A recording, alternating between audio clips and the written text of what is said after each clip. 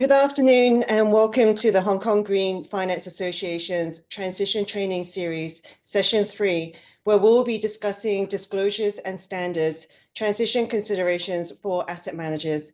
My name is Jenny. I'm the Deputy Secretary General for GFA. So this is the first of a series of transition webinars organized by HKGFA's Banking Transition Planning Working Group that's co-chaired by Mizuho Securities and ANZ. In the first session, we heard how despite global climate headwinds, tariffs, and geopolitics, financial institutions in Asia are staying on track with their net zero transition plan. In addition, the HKGFA Transition Knowledge Repository Hub was launched, a public resource for transition planning standards, frameworks, and principles that can be found on the HKGFA website. In session 2, we had a lively discussion from an Asian corporate's perspective on the importance of forward-looking metrics, scenario analysis, and engagement across the supply chain. And today, we will hear from asset managers on their approach to implementing transition-focused portfolios. We are honored to have Monica Bay, Director of Investor Practice at Asia Investor Group on Climate Change, AIGCC, to share key findings from their 6th annual Investment Climate Transition in Asia report, followed by a fireside chat with key industry experts, and she will moderate that panel discussion. Any questions, please do put that into the chat box in the Zoom frame and will be answered throughout the webinar. And please be reminded that this webinar is eligible for CPT and to complete the event survey that will be sent to you at the end of this session. So without much further ado, I'd like to pass the floor to Monica Bay, Director of Investor Practice at AIGCC, to kick off this session. Thank you. Thank you very much, Jenny. And thank you for having me here today as well. I will go over the state of investor climate transition in Asia.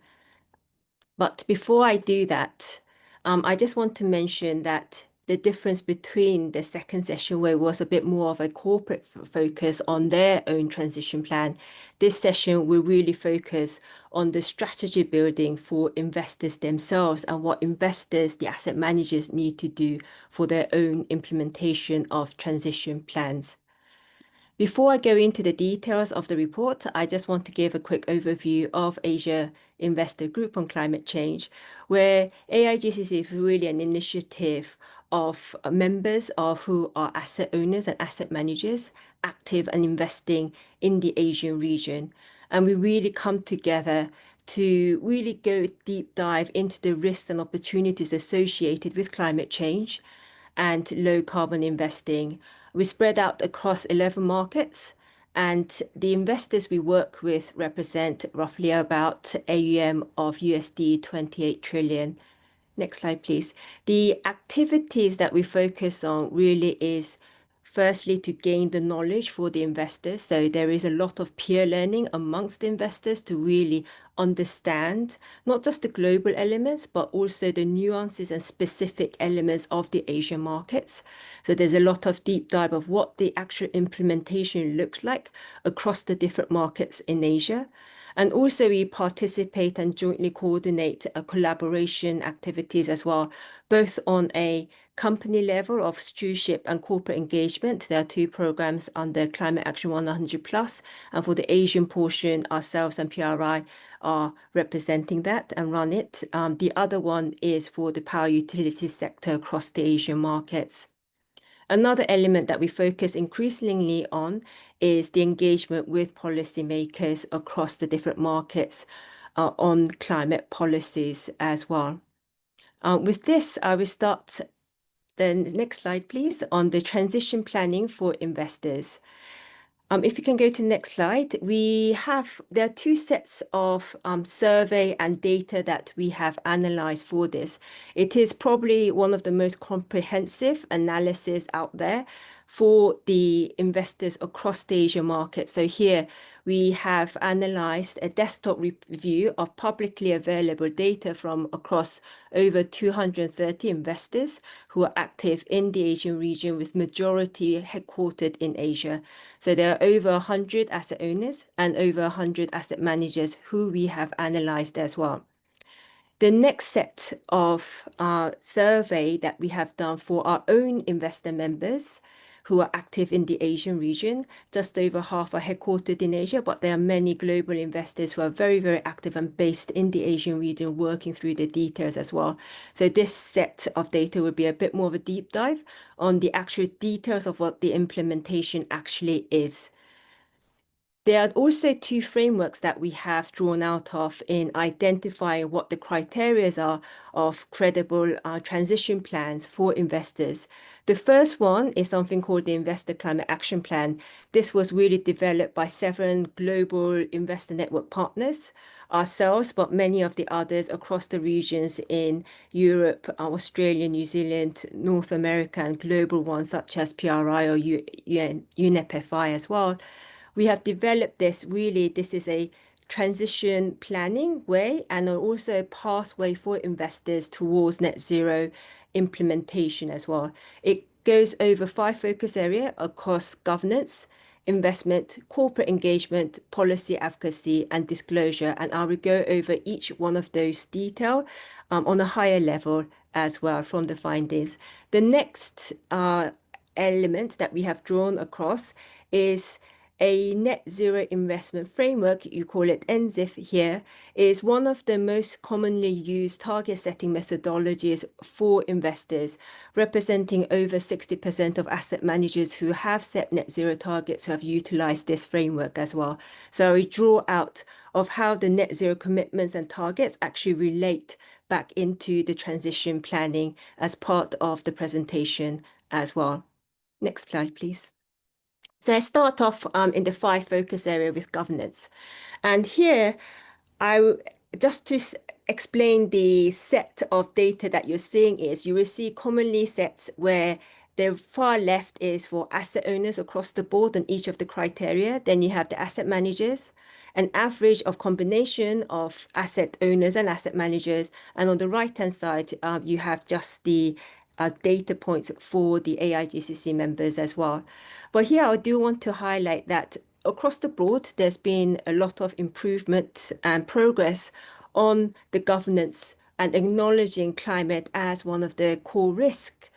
Also, there's been a lot of coverage, I would say, from the board level as well that we see across the board. However, in terms of few areas where we do see a little bit more need for progress is you see on the far right-hand side of transition plans. Yeah, I would say a lot of the investors have started looking at it, but in terms of actually publishing a transition plan itself has been slightly lower, but I will probably see a lot more progress over the coming year as well. And the other element is actually climate-related performance that's tied to remuneration as well. Next slide, please.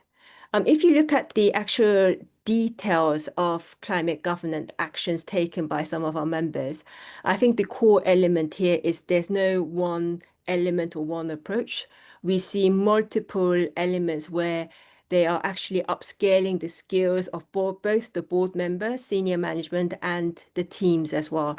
So you see a multiple approach where over half of our investors are taking 3 or more approaches and actions specifically targeted to improving climate governance as well.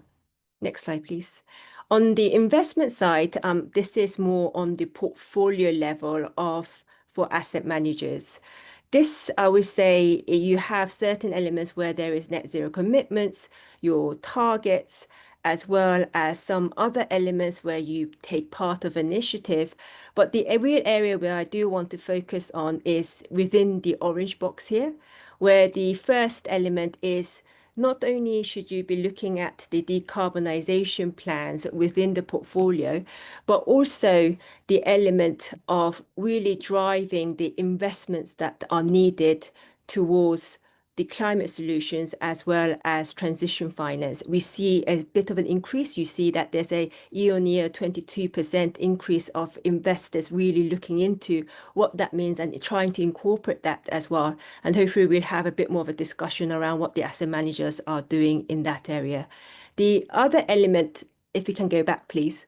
The other element is the asset alignment targets, where this is one of the target sets in the net zero targets element.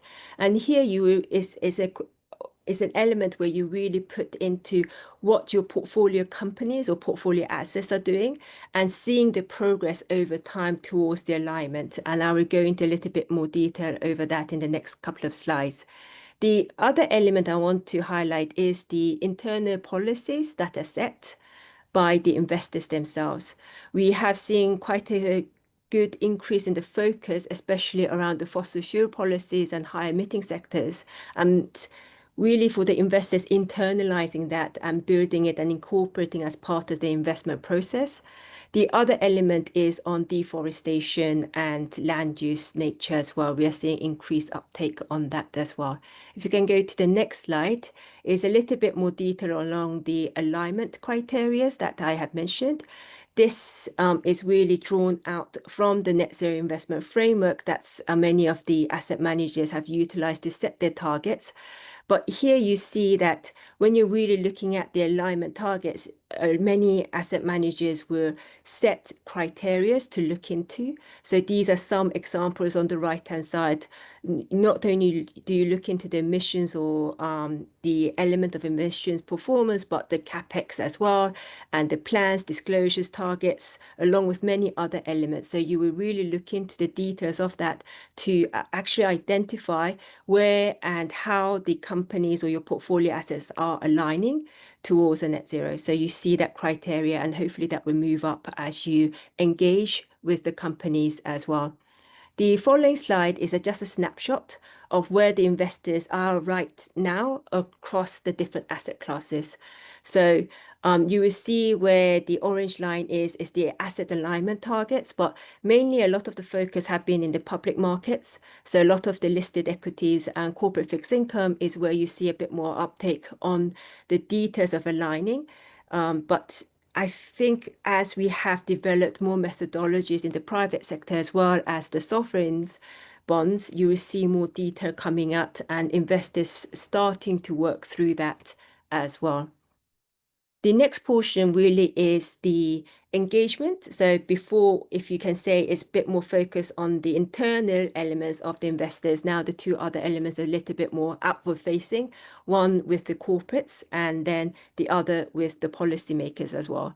The corporate engagement, I would say that you would know there's a lot of investors participating now in whether it's Climate Action 100 Plus or the Asian Utilities Engagement Programs or other initiatives and programs out there that are collective engagements from the investors, and they have started to look into setting the targets, proxy votings as well. But one of the highlights that I want to see that is significantly increasingly more investors are including the stewardship and engagement activities either as a separate report or within the sustainability reports as well. And this is relatively new uptake, including case studies on how they are progressing in their engagements with the companies they're engaging with. So it's becoming a lot more detailed. And if you go to the next slide, you can see some of the actual activities that investors are taking to really bring up and increase the effectiveness of the stewardship strategies. I think one of the key takeaway from this slide is that here again, it's not just a one-off approach and a singular approach, especially across the Asian markets, because each of the regulations or what you can do or there's a slight difference within the different markets. So those nuances are taken into account, and there are multiple layers of strategies and approaches to make the stewardship a bit more effective in the different markets across the board. So you see 22% have taken like 8 or more activities from a single investor on their stewardship engagements when they're approaching this. The next slide is really on the policymakers. And here we see that increasingly there are a lot more policy engagement activities that are going. Traditionally, it was more on consultations and letters. Now we see actual dialogues happening with policymakers on climate policies. If you go to the next slide, you see some of the activities that our members are doing. And when I say the increase and the activeness of it, you can tell that over 90% of the investors have taken at least one action across the past year, and 8% have taken all of these actions and very active in the policy engagements that they have.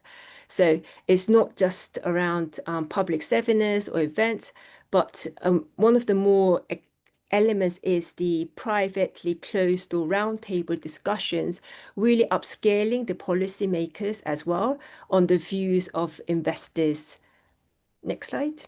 The last element I want to cover is on disclosure. So on disclosure, you would know that there's been a lot of improvement and a focus around ISSB and the disclosures that asset managers has taken. But one of the elements that have a significant increase in a way and much more of a focus is on this physical risk as well.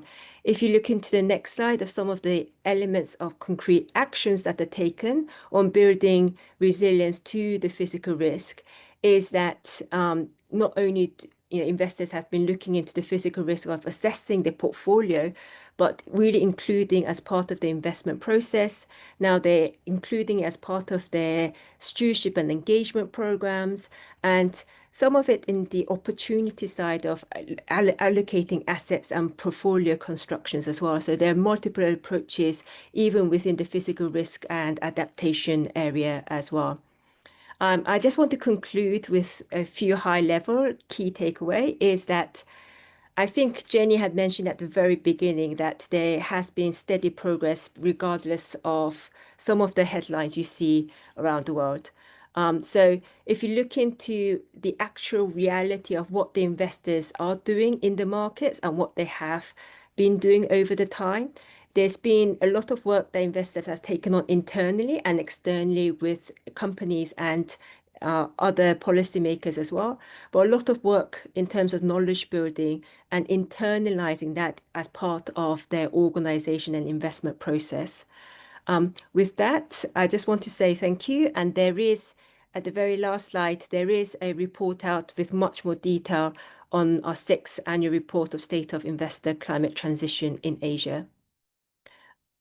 With this, I think I will go straight into the fireside chat. And I will be moderating this with, we have a great panelist as well, 4 great speakers and very knowledgeable expertise. So we have Vivien, who is partner and head of asset management and ESG at Dentons, Hong Kong. Paul, director of sustainable investing at Fidelity International. Alex, head of ESG Asia Pacific at Invesco, and Elaine, associate director of international affairs and sustainable finance at the Securities and Futures Commission. Hello, everyone, and thank you very much for joining.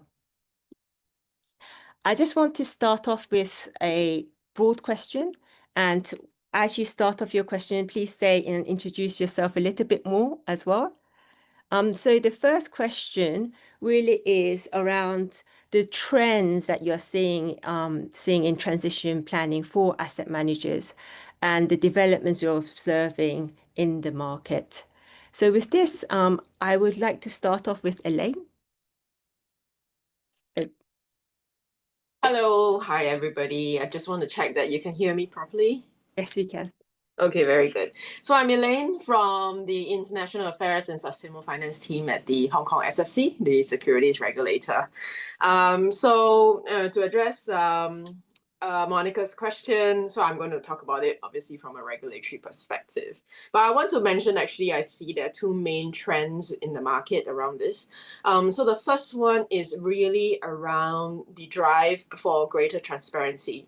You know, how the financial regulators have over the last few years put in various different jurisdictions, put in requirements for disclosure, right? As Monica also mentioned in her presentation. But I think the trend towards the adoption of mandatory reporting, so on the corporate side, as well as on the asset management side or the financial institution side, I think that's really driving a lot of activity in terms of the planning, the collection of information, the creation of the narrative around what companies and managers are doing around climate. is coming down the line, right? So obviously the whole drive around corporate sustainability disclosure with the ISSB and the European requirements, I think everybody is familiar with that. That is going to provide a lot of information about real economy transitions and the sort of investments that are needed to drive some of the activity as in the next few years.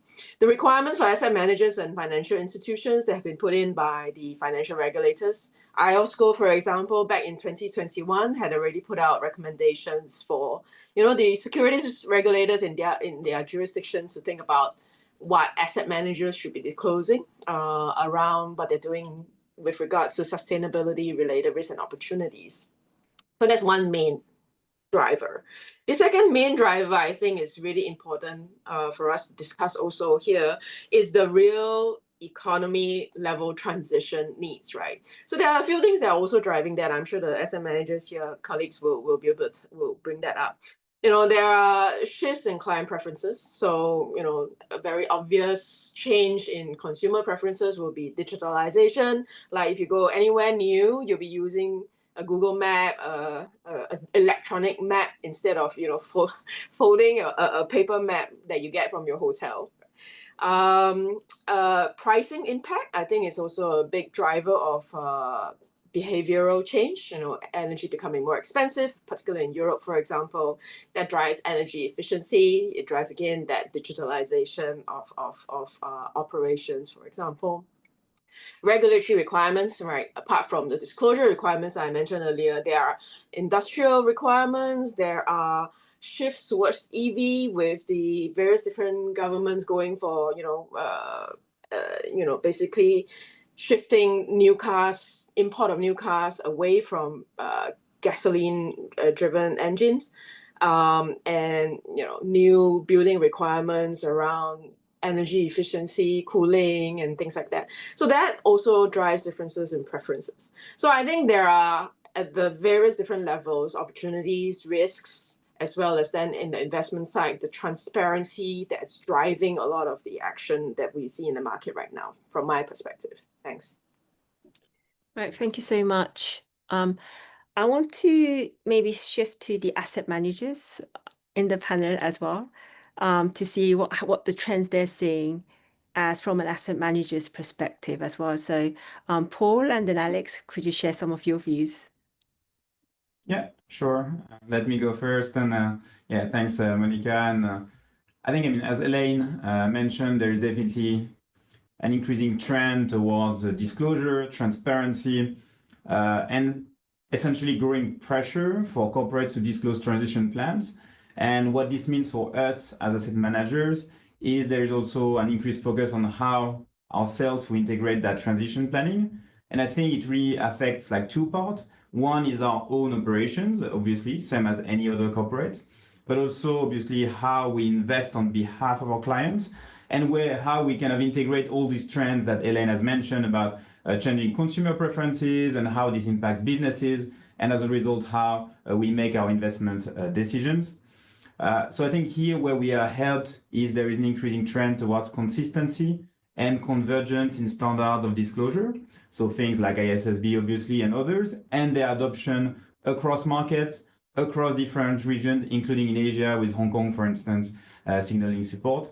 And all this basically is kind of shifting the space in terms of us disclosing better our transition planning and how we move towards the transition. And I think it was very well explained as well in your slides, Monica, where we could see how it's increasingly common for asset managers to have engagement strategies, ESG integration strategies, proposing solutions that would help and take into account the need for a climate transition.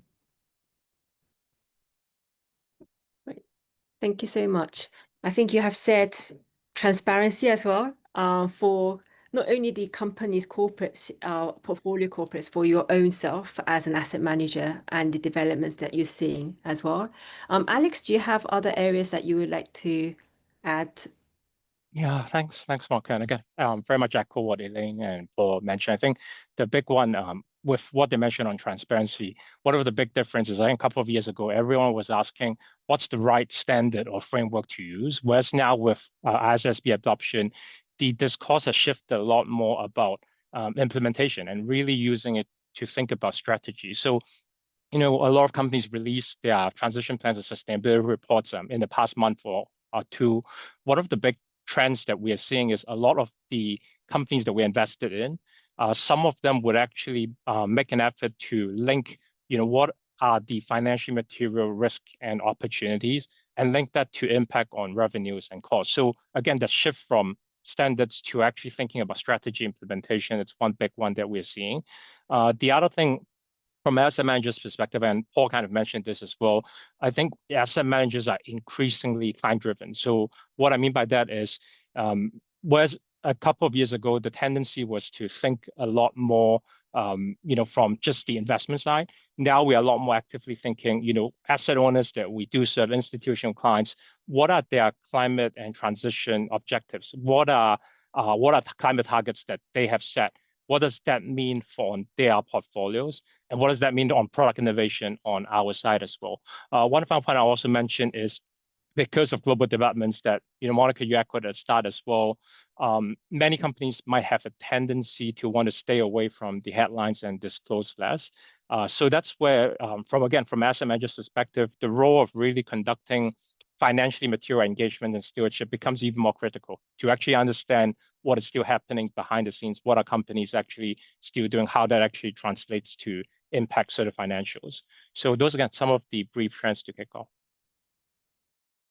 Right. Thank you very much for that. I feel like it's becoming quite a challenging aspect for asset managers to observe everything, all the frameworks and regulations, as well as like really having a concrete implementation and strategy around that as well.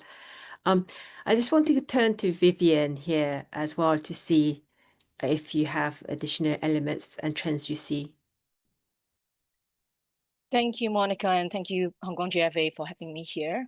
I'm with Dentons, practicing as a lawyer, focusing on the funds and asset management industry throughout my career, and I've developed a strong focus on sustainability and impact matters. And so really happy to have this opportunity to share my views. And I would start with some kind of observations that there has been a lot of focus on climate risks and looking at emissions. So there's been a lot of focus, and there has been, I guess, quite a lot developed in the market around tools and this focus on carbon accounting, for example, and emissions. So target setting and all of this is sort of something that we've seen in recent years. But at the same time, there's also been a lot of investments in green assets. So I think the gaps has been transition in that when you look at the high emitting sectors, or you look at the current state of emissions, that's one facet of what we need to think about for transition. More importantly, it's actually what needs to happen for transition for sectors or for individual corporates or groups of companies. And so there has really been that is really where the conversation's leading in terms of having concrete and credible transition pathways. And that's across, all corporates, and including financial institutions, right? So with that, I think we were actually quite connected, and having an ecosystem that needs to be more and more connected, from policy down to the instruments that we might have for transition. And so that's something that I would maybe share, in terms of policy. For example, the ASEAN Transition Finance Guidance that's published in recent years, and then in the UK, the Transition Finance Markets Review. So I think this is actually maybe kind of picking up on what's been said and echoing that this focus on transparency, the focus on credibility in transition. And then on the instrument side, has been also in the bonds market, the International Capital Markets Association with Transition Finance Handbook, focusing on what might be sort of acceptable or to be considered as transition bonds, whether it's use of proceeds instruments for financing transition, or a combination of sustainability linked bonds for transition if you're setting targets around transition. And I think more recently, there's also interest and in the loans market to develop transition guidance. So in essence, there is a trend for looking at transition concretely. And I'll just add one more point before I finish off, which is like, as we look at transitions, what also emerge is, beyond looking at risk, as I was saying earlier, is that opportunities. And in terms of opportunities, it's related to what kind of technology or what kind of innovation that we would need across sectors and an ecosystem that would be preparing for a low carbon economic future. And so I think that's also the other trend that I'll mention, because I think recently and earlier this year, Hong Kong GFA, we had a green technology report. And so that's something that I guess speaks to the trend that we look at what kind of technologies might be available for companies to look at transition. So I'll stop there. Thanks. Thank you very much, Vivien. It's really true that a lot of the guidelines, transition guidelines, are converging and referencing each other, whether it's ICMA's guidelines, ASEAN transition guidelines, and the revision of that as well. So we're seeing quite a lot of developments in the market. And what you've just mentioned on the technology side, it really reflects back to the element of increasing climate solutions. And you see a lot more investors really uptaking that climate solutions and transition finance angle. Just what we've just noticed during our survey and fast.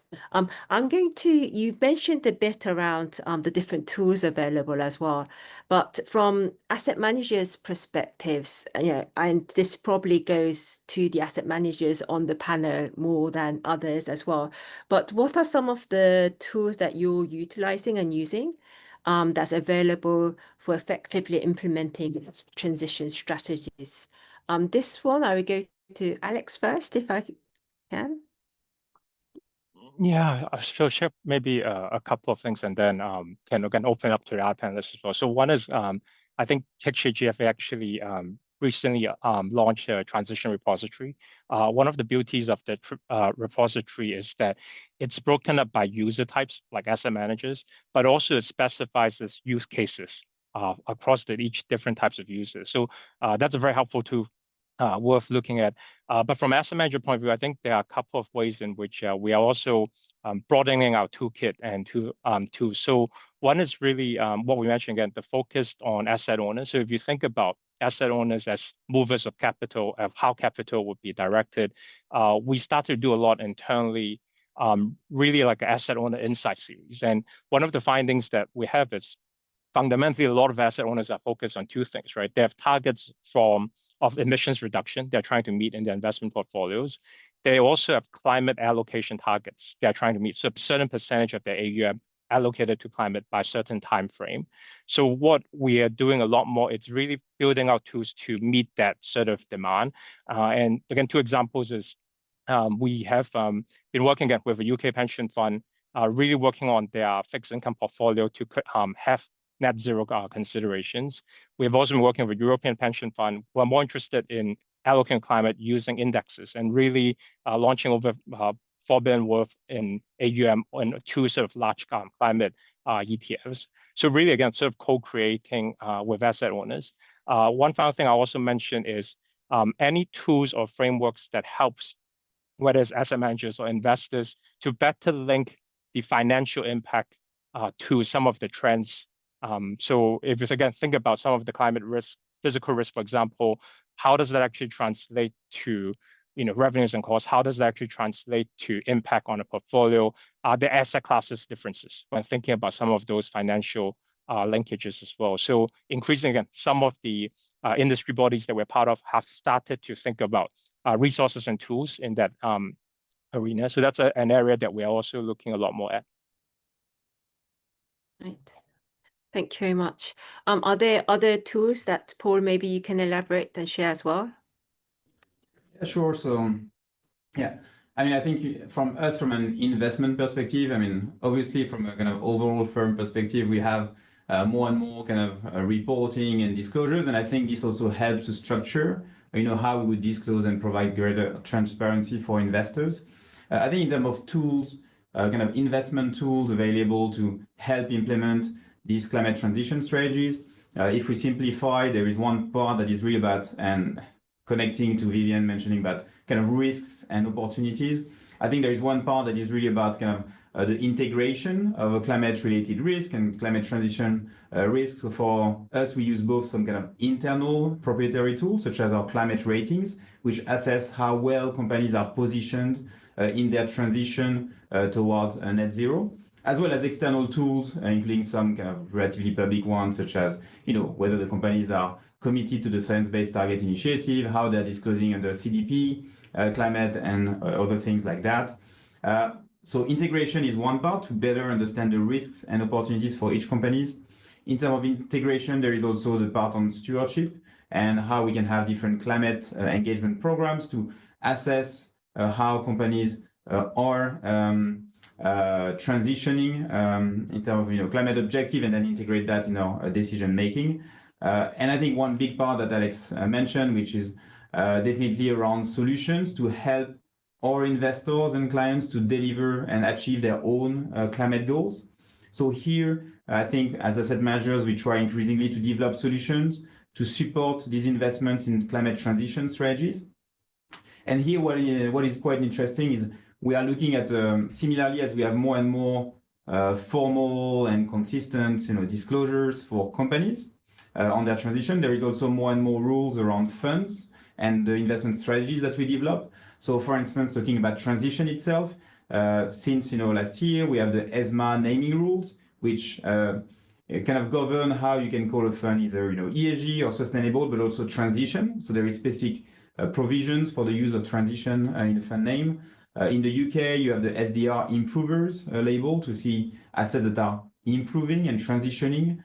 And this is something that we also expect in the next version of the Sustainable Finance Disclosure Regulation in Europe, the SFDR 2.0, where there is expectation about a kind of transition category alongside sustainable and ESG. So I think this, from an investor perspective, also provides greater transparency in terms of what various funds are trying to achieve. And hopefully this also provides an additional tool in terms of having confidence that when you direct your investments to a certain category, it also, what it's going to try to achieve. Right. Thank you very much. I think you shared some of the developments, especially from the regulatory and the development side, especially coming from the Europe around funds as well. I want to go back a little bit on the regulatory elements and the developments there, because you may see there's a lot of developments that have happened around climate transition, but what areas do you see may have been slightly under-prioritized in this all? And how do you see investors can address some of the gaps that are coming up on the regulatory side? I want to first ask Elaine on this, from your point of view as a regulator. Thank you very much. I think we've had a very rich discussion. In terms of where I think there may be a little bit of less attention to, I think there is too much attention on mitigation in terms of transition planning. So I can't say that there is under prioritized, but too much focus on mitigation has driven a lot of the current engagement, current discussions,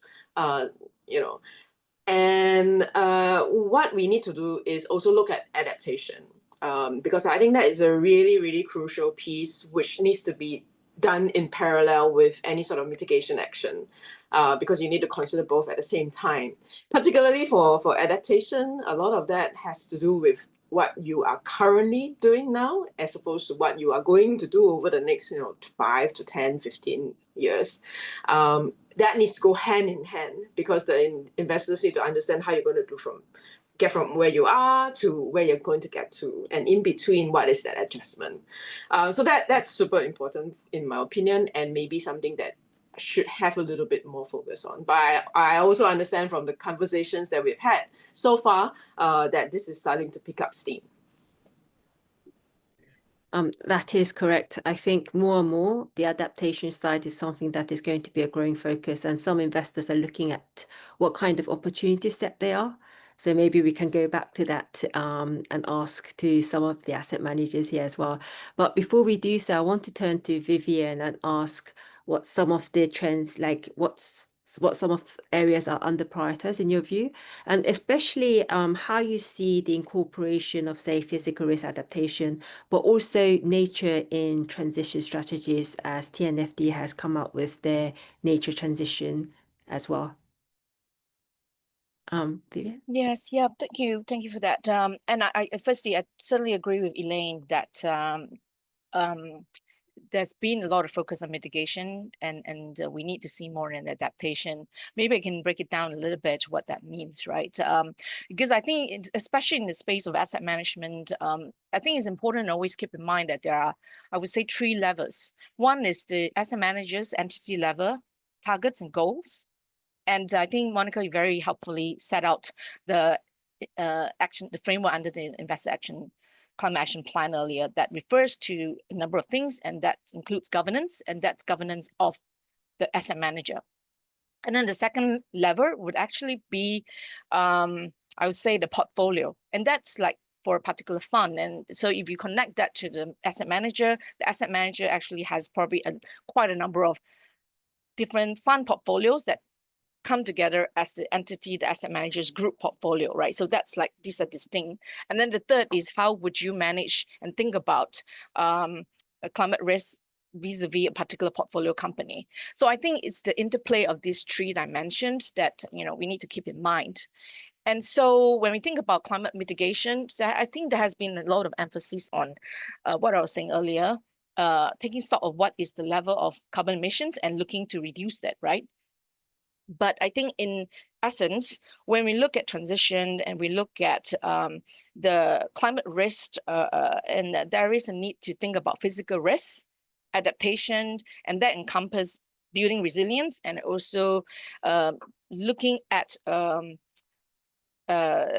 developing corporate strategy and plans to respond in many ways, right? It could be the change of business models, which could kind of be on the side of mitigation, but some of it could be on the side of adaptation. So I think that is just kind of highlight. And so it's perhaps a long-winded way to answer your question, Monica, in terms of what would be under prioritized. I think if you think about under prioritization, I would think that for asset managers, and I would pick up on what Paul said earlier, I think asset managers can be more proactive in thinking about what type of different strategies that they might have to really finance or support transition. So I think this is perhaps something that more asset managers can be thoughtful around developing products and strategies. Because I think in the public markets, most of the equity funds, for example, or in the debt funds, that's a question on how would you be able to drive transition. If you're investing in equities, maybe the emphasis tend to be that you will kind of have engagement with your large holdings. But it's very different if you are looking at transition, running a debt fund. And also separately, if you look at different asset classes, then you would have asset managers perhaps thinking about strategies or new fund portfolios that can more proactively drive investments or finance of transition pathways for certain sectors or companies. And then maybe I'll just finish off by saying that another area of under prioritization, if I can bring it to the last level, which is with portfolio companies, I think we have been having a lot of focus on the E, which is climate sitting within that, and nature sitting within that. But I think we really need to bring focus back to governance. And again, Monica, you covered governance for asset managers, but I think increasingly we really need to think about governance for the portfolio companies. And I think this is also in alignment with how companies would need to be concretely introducing or aligning their sustainability reporting with ISSB. And that has a real need to look at governance around the strategy that corporates have for transition planning, and skills and knowledge that directors of companies should have. So I think that has been under prioritized in the market. Right, thank you very much, Vivien. I do see a lot more in the corporate engagements that we run. There is a bit more focus on how to engage with some of the board members of the companies as well. This is an interesting development that we see, as well as you did not touch upon the social elements, but increasingly there is focus around what just transition means within, like for us, within the climate space. And we have a new working group just to understand the definitions of how that can be incorporated from the investors aspect as well. So all of these are becoming a bit more entangled together in a way to see a more holistic view from an investor's perspective. You mentioned some of the solutions out there as well. And I want to go maybe to Alex first, because I know you have a solution, like a new strategy around climate adaptation. So are you able to share some of how you have incorporated climate adaptation as part of the solution set? Yeah, and I can say this echoes a lot to what both I think Elaine and Vivien mentioned. One of the things we saw in the space is most of the climate finance today, I think more than 80% goes towards mitigation, less than 20% to adaptation. And the challenge is twofold, right? I think one is that it's a definition challenge, whereas with mitigation, it's a lot clearly defined. You know, it's about emissions, any emissions reduction as a measurement. With adaptation, it's a bit trickier. The other challenge that's always raised is adaptation is often seen as government or public finance. So there's questions on whether it's bankable, whether it is financially viable. What has now changed is a couple of things, right? AIGCC did a great report about looking at national adaptation plans within some of the top Asia economies. What you would see is increasing many countries and governments are putting out clarity on, you know, what is physical risk in their economies, where are areas that they would actually need financing in. Standards as well. So Climate Bonds Initiative have released the resilience taxonomy last year. But what we are also seeing is whether it is banks or even some of the largest sovereign wealth funds, for example, have also started to put out content and thought leadership on the topic. So increasingly, there's clarity and interest in the space. And what we have done internally, it's really to do two things. Right? One is that coming up with an approach to identify what can be linked or considered as adaptation. One of our learnings is that with adaptation, it's less a standalone category, but more identifying, let's say by investing in green bonds, how many % of green bonds I'm invested in is linked to adaptation. And what you really need to do is to look at underlying activities or use of proceeds I'm invested in. Does it actually lead to an adaptation outcome? And there are various tools out there that we use to actually make that sort of connection. The other thing that we're also building internally is addresses the economics point. How do you actually prove that a solution not only generates adaptation impact, but is actually going to where adaptation is most needed? So reducing risk of maladaptation, but at the same time being commercially viable. And one of the learnings we've had is, again, if you can actually tie the project activities and the adaptation outcomes to incremental revenue or cost savings, chances are those kind of solutions are more viable than solutions which is more like, if you like, an insurance. I'm putting in CapEx today, but this would only materialize if an extreme weather event happens. So really, again, segmenting the range of adaptation solutions is also something that we have been working on. Thank you very much.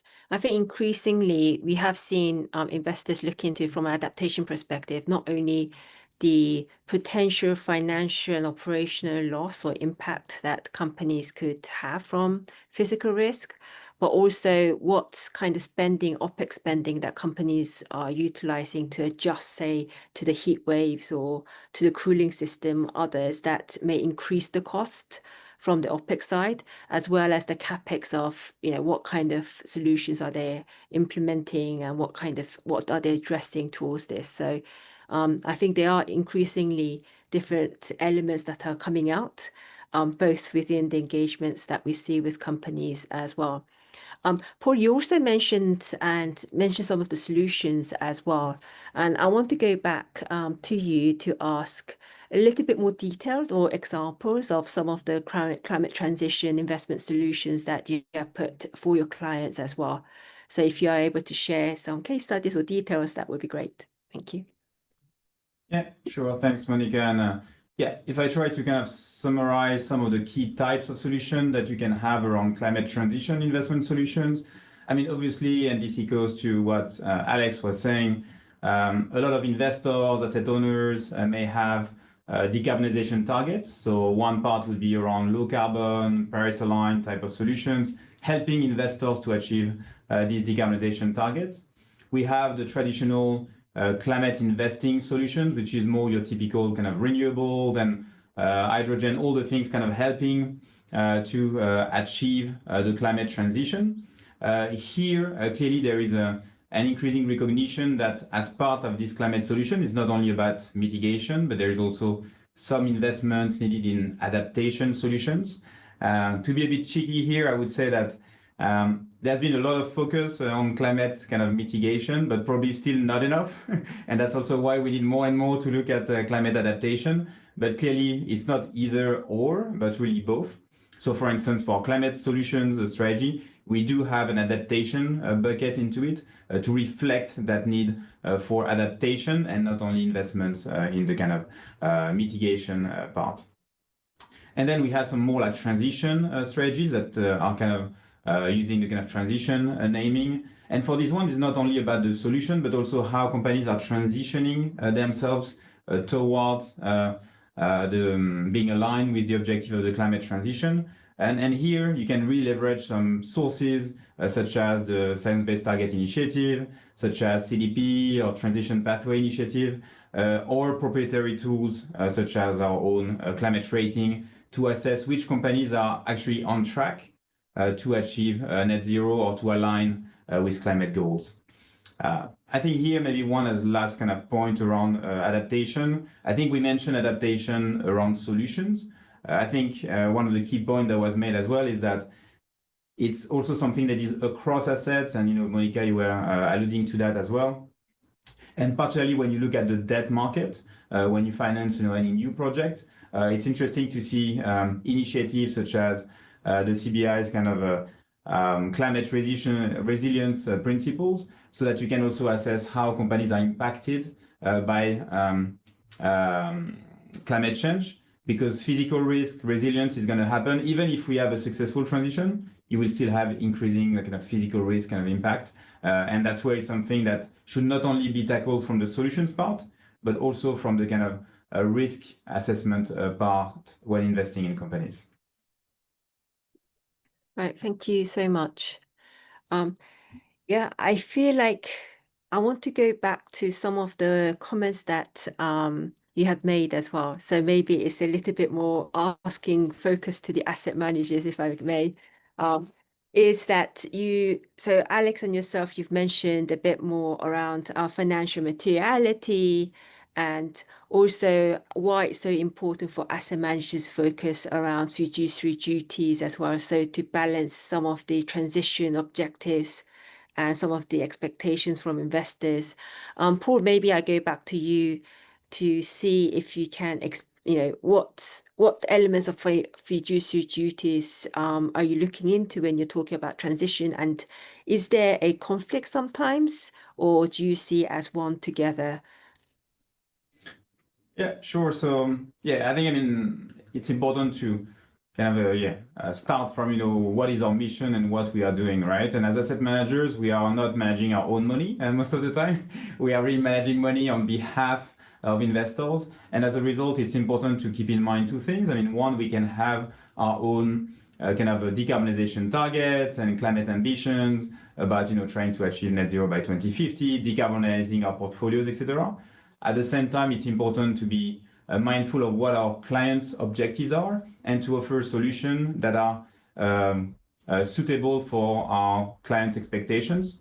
So as Alex mentioned, you know, you may have some asset owners that may have very ambitious climate decarbonization targets, and it's great to be able to provide solutions for that. We may develop some new solutions to encourage more investors to invest in climate transition and mitigation. And at the same time, we may have some solutions that may be a bit lighter on the transition side, where our key objective will be really to take into account climate risks, how they may impact our investments in order to achieve the return targets and investment targets of our investors. So I think for us, it's really a balance here to achieve. And clearly, one of the things that we shouldn't lose track of is that whatever the own kind of targets that we may have, we won't be able to achieve net zero just by the way we invest, right? So it also needs to, we can help that trend, but it also needs obviously the regulatory and political changes and targets to kind of move the economy towards net zero. Because if investments, this is what will help investment portfolios to also move towards climate objectives. Great, thank you very much. Alex, as well, do you have any views around like focusing on the fiduciary duties? And you did mention quite a bit around going back into financial materiality as well. Yeah, no, I think Paul captures it very well. At the end of the day, we're stewards of capital, and what we really want to do is again to serve our clients' interests. So what I think it's often increasingly the conversation we are having with asset owners, it's given that's the third position, how can we actually help navigate some of the factors of consideration they should be thinking of? So a few that comes to mind, for example, would be what is their sort of objective?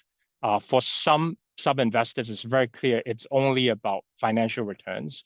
Whereas if you think about some investors, a sovereign wealth fund, for example, in addition to financial returns, there might be some national objectives they're trying to achieve through the investment strategy as well. If you're a pension fund, your stakeholder groups of pensioners might have certain interests or expectations on how you're managing their capital as well. So understanding, again, like that underlying difference in additional objectives that they have. And then the other considerations are time horizon, right? Are you looking at performance over a 5-year, 10-year, or 20-year period? And that also affects what you can actually do in a portfolio if there are additional objectives you're trying to manage and consider. Asset class prioritization, right? If you do have climate targets as an asset owner, there's certain asset classes in which it makes sense to be prioritizing first. So you think about insurer. For example, most insurers' investment book, it's predominantly fixed income in sovereigns and investment grade, right? And even that difference, there's a difference in which they should be prioritizing first when thinking about some of these considerations. So really, again, to Paul's point, I think it's having that dynamic discussion with an asset owner. What should we be thinking of as some of these considerations? As and when trade-offs do happen, what would they actually prioritize first? But increasingly that conversation, discourse, hopefully it would serve as a broader playbook for the rest of the industry as well. Right, thank you very much. I think you clearly defined some of the differences in the views of transition elements, both from like client perspective from asset managers, as well as how asset owners are viewing it as well. I would just want to be conscious of time as well. We are going to have Q&A session very soon. So for those in the audience, please put your questions up in the Q&A chat. But while we wait for the questions to come through, I do have a question for everyone, which is, so out of all the areas that we have discussed around climate action for asset managers, which one do you think would be one of the most significant impact in the coming years? And can you share some like low-hanging fruits or quick wins that investors should prioritize in their drive for meaningful climate action as well? For this, I will ask Vivien first, and then Elaine. Yeah, I would kind of maybe be picking up on what I said earlier, which is governance and ISSB. Because this is very much then, encouraging portfolio companies. I mean, I'm looking at the portfolio companies level, right, in terms of investing. It's to really look at how ISSB is being adopted by portfolio companies and the governance around that. I think to me, that's probably sort of a logical thing to do at this phase. And therefore, to me, a low-hanging fruit. And I would just also want to just say again that I think climate action, and I think as Paul and Alex kind of outlined in terms of how they develop strategies around what asset owners or investors may be looking to achieve. I think being very clear on what are the investment objectives and being very clear if there are transition strategies, I think that would be something I would suggest having some focus around as well. Thank you. Elaine? Yeah, I want to pick up on what Vivien mentioned and also what both Paul and Alex had weighed in on just before this question, right? I think to us, the regulators, driving accountability is a top concern for us. I think there has to be accountability at all different levels, right? So to the point that the asset managers were talking about, that engagement with asset owners for them to really understand how their investments are affected by what is going on and where can they put their investments to achieve the sort of outcomes that they expect, and more clearly defining what those outcomes should be. I think that that sort of a clarity in the relationship and what they're trying to achieve is really important. The disclosure that I mentioned earlier, and to Vivien's point, I think the investors need to drive accountability from the companies that they are engaging with and investing in, to the extent that this capital that they are giving to the companies is going to result in the outcomes that the companies have themselves, talked about in their disclosures or in their engagement processes with the asset managers. So it's an entire ecosystem that I think we are really trying to motivate change. But throughout that entire ecosystem, the accountability, the governance, I think is really foundational to all of it, right? And each one of the parties within this ecosystem got to keep each other truthful in that process. Right. Thank you very much. I think maybe Paul or Alex, do you have any other thoughts on some low-hanging fruits, especially having gone through a lot of the process yourselves, to asset managers who are on this call? Yeah, sure. I mean, I can get started maybe, and just to try to provide some variety, and I fully agree with what has been said. But I think now there is more and more kind of clarity around like sustainable and climate-related fund solutions with ESG fund rules, whether we look at Europe, of course, but also Hong Kong, Singapore. And I think, I mean, we've mentioned there is a clear underinvestment in climate mitigation, in climate adaptation. So what we need as well is not only, of course, the policy levers, but also investor flows. And I think hopefully one of the deterrents that we've seen in terms of investment, in sustainable investment, in climate investment, is lack of confidence into the credibility of the financial product. I think what the regulators have been trying to do, and obviously what the asset managers are doing as well, responding to that, is helping to provide greater confidence into these financial products, to drive greater flows into climate transition. I think that would also be, looking at ways we can have a significant impact. I think that would be one here. Thank you so much. And Alex? Yeah, I think what I'll add, and this probably echoes what both Elaine, Vivien have mentioned. Really, the industry as a whole is shifting towards adoption of ISSB, thinking about disclosures, and there's hard timelines and deadlines they are trying to meet with some of the exchanges for implementation. So really, one of the low-hanging fruits is capturing some of these timelines that's happening, right? So one example I'll give in parallel to this is many, whether it's corporates or even asset owners, they might have set 2030 or in some cases 2025 targets that they are trying to deliver on. Is actually a very good lever and timeline to actually have that conversation where some of these targets you might have set 3 years ago, are they still relevant today? What's the progress to date? What are sort of ongoing challenges? What else? How else would that change? Sort of thinking forward. So really using again that upcoming targets that some of these have put out as a driver for further conversations and discussion. Okay, it really seems transition plans does build the credibility of those targets as well, and working through that both from an asset manager's point of view as well as with the companies. It's really something to look into. There has been quite a few questions around like regulations as well and developments around regulations. I just want to ask if Vivien, if you could share some recent developments, especially in the European EU market, the omnibus regulation, as well as some other key jurisdictions developments there. Yeah, conscious of time, maybe, I just kind of touch on that on a very, very high level basis. I guess the omnibus regulation is a review at the EU level on some of key sustainability related policy and regulations. Actually, I would say it's more connected to disclosures, so it's on topic, but I think it's touched more on disclosures at the level of the companies, the corporate disclosure.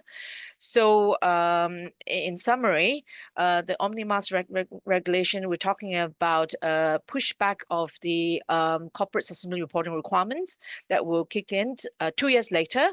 And then there's also sort of more leeways for the small medium enterprises. So companies within scope would be just the larger corporates. And then there's also the corporate sustainability due diligence directive that is also pushed back by a year. So, I mean, those are very high level updates. I think there has been continuing review at the EU level on the sustainable finance disclosure regulations and also how the taxonomy is being applied. And so there's also more details coming out around the implementation of the taxonomies and the technical screening criteria. So, that's just very, very high level. And I think what that means, some may think that, does it mean there's a slowdown in terms of the trajectory of change we need to see? Well, I guess we all know that climate change is not subject to the pace of regulations. Climate risk is there and climate change is real. So I would think that it's probably going to result in a shift in approach. And perhaps, in my view, it's even more important for asset managers when investing in large companies to see how large companies are kind of supporting their value chain transition, because you might not be having the transparency or disclosures or having the pressure on the smaller companies to report. But I think for ecosystem-wide, economy-wide transition, we still need everyone. And so I think, how do we approach value chain transition? I think there might be a change in tact needed under the omnibus regulations, but some of these are my personal view on that. Yeah, I'll stop there and see if there are other questions. Right, thank you very much. There is a question that has come through from the chat, so I will ask the question, and those who want to address it can do so as well. Is that the question is that it seems that companies, both financial companies as well as broad companies, industrial companies as well, are following policies rather than going ahead of the policies, even if they're very generally supporting sustainability. So what are these challenges and obstacles for the companies to maybe possibly go ahead of some of the policies out there? And I would like to ask, have you seen examples of such cases? So if you're able to share some of the answers to that. I can get started maybe and see if anybody wants to pick up. I mean, I think on that point, I mean, just giving a lot of examples, like if you look at the thousands of companies that have committed to the Science-Based Target Initiative, a lot of them are in jurisdiction where you don't have a clear political alignment with the same timeline, aligned with 1.5 degrees. So, I mean, these companies are showing this kind of expectation that they want to kind of align their operation, the way they act with climate objectives. So I don't think it's not necessarily fair to say that companies are waiting always for regulation. There is a lot of industry initiatives and self-imposed, I would say, kind of climate targets from companies. However, what is very important is that while climate transition sometimes make very strong business sense, and sometimes these companies have taken these targets because they understand that their own client base expects them to do so, it's also important to also have at the same time the right incentives coming up, right? So if we take a very simple example about ICE cars and EVs, right? If you don't have a strong signal from regulators that they want to phase out internal combustion engine cars and that they want to only sell EVs, it's such a massive investment to develop the capabilities that then it wouldn't be easy for companies to just say, because I want to be sustainable, I'm going to change my business model. So it needs to really go hand in hand. And often what happens is the companies, they will still need to make money at the end of the day, right? They have shareholders they need to respond to. So I think it's really about a balance between climate objective, but having the right policy incentives to kind of help the companies achieve their aspirational climate goals as well. Thank you. Are there others who want to join? Otherwise, I might ask questions as well. Let's pause for. Paul just mentioned, while you think about how to respond, Paul just mentioned around signals from regulators as well. So, Elaine, I am going to put you on the spot and ask for asset managers, because you have mentioned transparency, credibility, and the effect and difference needed for the real economy as well. So as a regulator, what are some of the signals that you are giving out to the asset managers here in Hong Kong? And can you share some of your views around that as well? Yeah, sure. So actually for Hong Kong, the SFC had put out quite early on the sort of expectations that we had around what asset managers should be doing to manage the climate-related risks and the sort of disclosures they should be putting out. So I think this was put out in 2021, I think, if I remember correctly. So over the last few years after that, the update or the enhancements to the Fund Manager Code of Conduct was put in. So our team at the SFC has been looking at and engaging with asset managers as they go through their inspections, right? So we do conduct inspections with asset managers. I'm sure both Fidelity and Invesco have been subject to that and have gone through the sort of queries that the teams would have put out to them. So this is really then going deeper into then basically engaging and asking questions around what you're doing around the risk management part of it. So here we are very much focused on climate as a financial risk. So how are asset managers taking that into account? How is that incorporated, or in that sense, integrated into your decision-making process, right? Because we're not only looking at climate funds or transition funds or green funds. Here we are looking at the entire sort of the risk management process, the governance process, both the management as well as both the identification and management of risk associated with that. So I think that is kind of building the, I guess the requisite skills to be able to identify and manage risk in that regard. I think that is a very basic skill that we have asked of asset managers from the SFC perspective. So this applies to all asset managers who are managing collective investment schemes. And if you have specifically put out an ESG fund, if you have called yourself an ESG fund, you have put any sort of climate, ESG or whatever in your fund name, then you are held to a higher set of requirements in terms of how you are disclosing, in terms of your strategy, in terms of your risk management, and in terms of how you're tracking progress for those specific funds. So here, in addition to the additional requirements for those ESG funds, but I think what we are doing here is also to give additional visibility to ESG funds, right? So it is a separate category of funds where investors can pick up and say that, oh yeah, if we are investing in ESG funds, these are the ones that are approved by the SFC, and we also can get more information about these investments from the asset managers as well. So these are the two main things that we are doing, in addition to particularly on the asset management side. Thank you very much. Vivien? Yeah, you thought I was going to add something. I wanted to say, I guess, we hear about impact investing in impact funds, right? As a lawyer, of course, I wouldn't have time to dive into what is an impact fund and what impact means.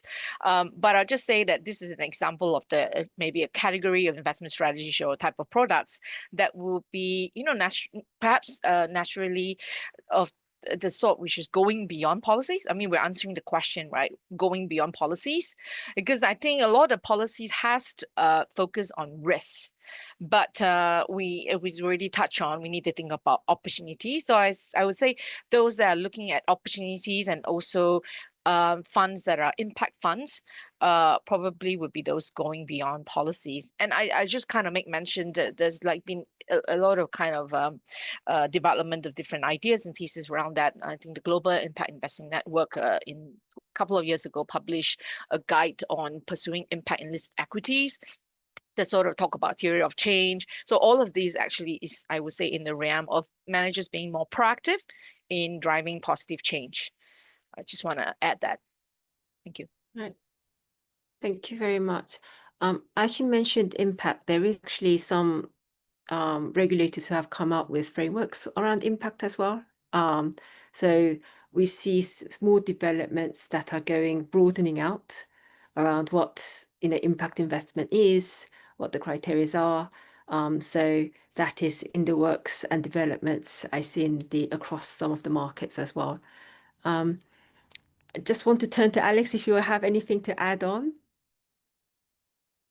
I think part of it also goes back to as a question of mindset, right? So in the question on the chat, I think if a certain team that is responsible for the disclosure adoption, they're only thinking about how do I get through this reporting cycle? How do I think about how do I actually complete the disclosures? Is a very different mindset from thinking what are the business opportunities that could come because of some of these trends that are happening. So, Vivien gave an example of impact investing. If you think about asset managers or asset owners that have gone into impact investing, more often than not, it's also they have done the analysis, they've done the homework and realized, oh, there's a market that is out there. There are investments opportunities that are attractive, that ride to some of these themes. For asset managers, they might realize, oh, actually, this is a segment of the market where the asset owners are actively allocating a certain percentage of their AUM as well. And hence, actually, this is a market to be captured, right? So in a very similar kind of way, I think one very good example is if you look at what has happened with corporate governance reforms in Japan. For years, people have been talking that there's a Japanese discount in equities prices. And but up until about 2-3 years ago, there's a lot more intention focus to actually see the connections between, if you actually start looking at a company's cash on, if you look at a company's cost of capital, how does it actually lead to shareholder returns? And that clear sort of guidance has now helped that market as a whole. And climate is one part of that, right? Because how you think about companies' CapEx actually includes what you're thinking on transition and green CapEx and how that actually leads to longer term shareholder returns. So really, again, I think finding more ways to think about that business opportunity part of the puzzle rather than just seeing it as a reporting exercise would go a long way. Thank you very much. And I think that's very true for both asset managers, but also the companies and other across the board, all businesses across the board. Yeah. With this, I do want to ask maybe a last question to everyone, because we talked about many different topics, whether it's from mitigation, adaptation to different views, the financial materiality, the transparency, the regulation. So from your perspective, what are some of sharing, say, top tips for investors to focus on regarding climate change and transition? So if you could pick one of the elements from all the things that were discussed today, what would that be, and how would you link that to transition and the reasoning behind it as well? Let's start with Elaine, and then we go to Vivien. Okay, thank you very much. I think I really enjoyed the conversation today. If it's only one thing that I can pick on, I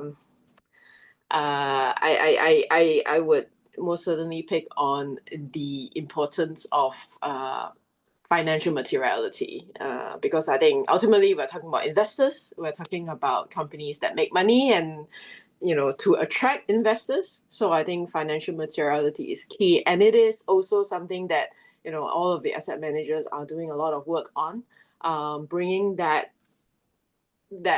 bringing this to the forefront. I think will help to shape the way investors think about where their money is going to, and the sort of investments that they could be making, particularly when you incorporate horizon into the calculation, right? I wanted to also bring up one additional point, given the discussion around impact. In my personal opinion, so I'm not speaking on behalf of the SFC, the impact funds and the world of impact in terms of its measurement and in that sense that accountability is very difficult for a whole product, right? For a pure impact fund, particularly when you're trying to offer it to the public, given the investment horizon, intentionality, and all of the technical stuff associated with impact. But I think we also need to think a little bit about, to your point, Monica, that when we are looking at the transition, the social elements associated with that. And to that point is, where is the social capital for investment coming from, right? Where businesses have also that social capital, where governments have the backing of a change from the people that they serve, from their communities around them, from the buyers of products. This is where I think the momentum for change is the highest, right? The whole business around EVs, for example, is exactly because these cars are so much cheaper to run, they are better, they are more modern, they are digital in every way, and they have massage shares, built within them. It has driven how companies are making investments. Volkswagen in Europe, for example, have not moved fast enough in the EV world because they are not taking all of these investments into account. This has hurt them, right, economically, and it has hurt their shareholders. It has hurt their pensioners, and it has also hurt their workforce. So over time, I think these need to be taken into consideration. And I'll just stop here. Right. Thank you very much. Vivien? Yeah, well, actually, but there might be really kind of overlap between what we're saying here, but I think it's been a very kind of thorough and rich conversation. Really enjoyed it as well. And I think maybe my top tip is actually kind of related to earlier. Actually, don't wait for policies to tell you what to do. Look ahead. In fact, there's a lot of cross-cutting issues. And so if you just kind of deal with it, each one in turn, then you're not being holistic, right? And then you might be missing out on certain kind of opportunities or certain risks. So that actually is kind of naturally kind of picking up what we were saying earlier in terms of the focus around biodiversity and nature capital and how that's linked to climate change from a risk perspective, but how about opportunities to kind of look at changes around that, and on the human capital side as well, how are the community, as Elaine mentioned, and the key stakeholders where the companies you're investing in operate, and also for asset managers, the social capital, right, with your asset owners in kind of being thinking long term alongside them to build resilience within the portfolio, within the investment strategy. So I think this actually is like really looking ahead, not waiting for policies. Yeah. Thank you very much. So starting where you're at is something cool. Alex and Paul, you want to share some of your top tips? Yeah, firstly? I think in brief, again, similar to what Elaine mentioned, like what the business case is, but also understanding what you're trying to achieve. I also love what the discussion we had on low-hanging fruits, because that's the most practical and easy way to start. So one example is, if you're going to have to do an ISSB disclosure anyways, why not use that as a chance to actually, as a strategic exercise, right, rather than just something that is reporting. So capitalizing on those low-hanging fruits. Thank you. And lastly, Paul. Yeah, sure. So maybe echoing a bit the objectives of the climate-related risk management requirement from the SFC for managers of collective investment schemes. I would just say like a kind of health check of your portfolio related to climate risk and the transition. So how is your portfolio position under the transition? What is its climate value at risk? Even if you don't assume and don't want to assume a successful transition, how is your portfolio exposed to likely policy change and policy risk change and increasing physical risk as well? And is it in line with your expectations? So take this proactive stance, as Vivien was mentioning, to kind of see what adjustments may be needed on your portfolio. Right, thank you so much. I think we've had a really lively discussion covering many topics. Where transition is really you need to go back to your core element of business as well, understanding your business, your portfolio, and seeing the opportunities out there. And what Paul had mentioned around, is mitigation and adaptation together, I think is something that we need to look at. Plus now the nature, just transition and other elements are coming in. So, but do start where you're at. And I think that's the core message from Vivien that we had. With this, I will turn back the mic to Jenny. Great. Thank you so much, Monica, for the excellent presentation and moderation. And also Elaine, Paul, and Alex and Vivien for kind of your insights today. Again, we're proud to be partnering with AIGCC, SFC, and our members on these kind of capacity building initiatives, which, I think hopefully will help move the market forward.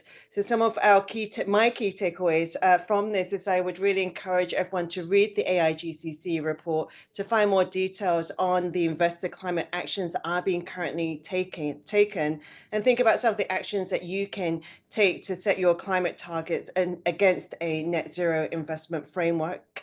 And really think about that this is not one singular approach. We need to think about stewardship and engagement to be very flexible, agile, and adaptive, and understand the objective and investment timeline of the asset owner and prioritizations in order to be effective.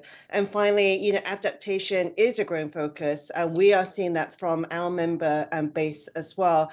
So do start to think about that, incorporate that in your business and investment strategies.